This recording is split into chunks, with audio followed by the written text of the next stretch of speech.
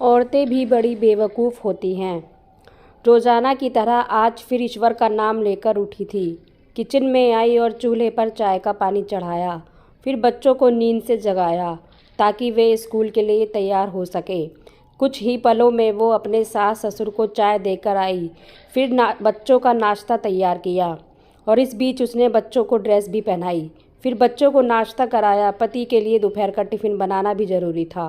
इस बीच स्कूल का रिक्शा आ गया और वो बच्चों को रिक्शा तक छोड़ने चली गई। वापस आकर पति का टिफ़िन बनाया और फिर मेज़ से झूठे बर्तन इकट्ठा किए। इस बीच पति देव की आवाज़ आई कि मेरे कपड़े निकाल दो। उनको ऑफिस जाने के लिए कपड़े निकाल कर दिए। अभी पति के लिए उनकी पसंद का नाश्ता तैयार करके टेबल पर लगाया ही था कि छोटी ननंद आई और ये कहकर चली गई कि भाभी आज मुझे भी कॉलेज जल्दी जाना है, मेरा भी नाश्ता लगा देना। तभी देवर की भी आवाज़ आई कि भाभी नाश्ता तैयार हो गया क्या? अभी लीजिए नाश्ता तैयार है। पति और देवर ने नाश्ता किया और अखबार पढ़कर अपने अपने ऑफिस के लिए निकल गए। उसने मेज से खाली बर्तन समेटे और सास ससुर के लिए उनका परहेज का नाश्ता तैयार करने लगी। दोनों को नाश्ता कराने के बाद फिर बर्तन इकट्ठे किए और उनको भी किचन में लाकर धोने लगी। इस बीच सफाई वाली भी आ गई। उसने बर्तन का काम सफाई वाली को सौंपा और खुद बेड की चादरें वगैरह इकट्ठा करने पहुंच गई और फिर सफाई वाली के साथ मिलकर सफाई में जुट गई। अब तक 11 बज चुके थे। अभी वो पूरी तरह काम समेट भी नहीं पाई थी कि कॉल बेल बजी। दरवाज़ा खोला तो सामने खड़ी नंद और उसके पति व बच्चे सामने खड़े थे।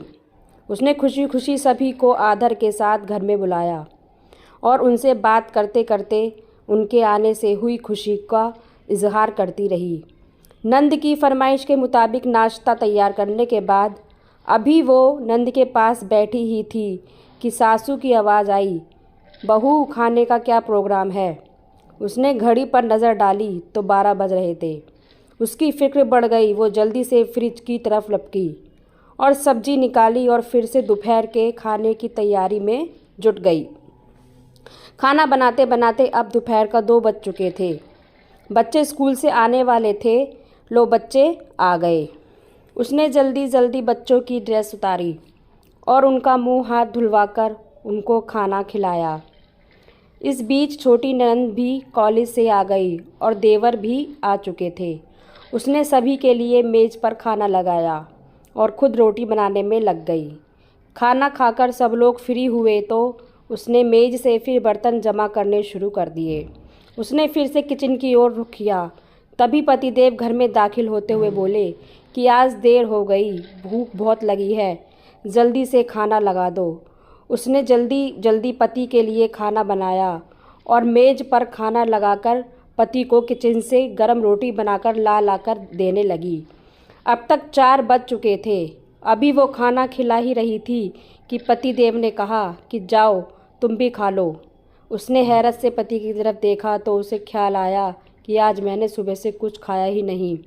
इस ख्याल के आते ही वो पति के साथ खाना खाने बैठ गई। अभी पहला निवाला उसने मुंह में डाला ही था कि आंख से आंसू निकल आए। पतिदेव ने उसके आंसू देखे तो फ़ौरन पूछा कि तुम क्यों रो रही हो? वो खामोश रही और सोचने लगी कि इन्हें कैसे बताऊं कि ससुराल में कितनी मेहनत के बाद ये रोटी का निवाला नसीब होता है और लोग इसे मुफ्त की रोटी कहते हैं। तो फ्रेंड्स, अगर ये कहानी आपको अच्छी लगी हो तो लाइक शेयर और कमेंट्स ज़रूर करें और चैनल को सब्सक्राइब करें। Thank you.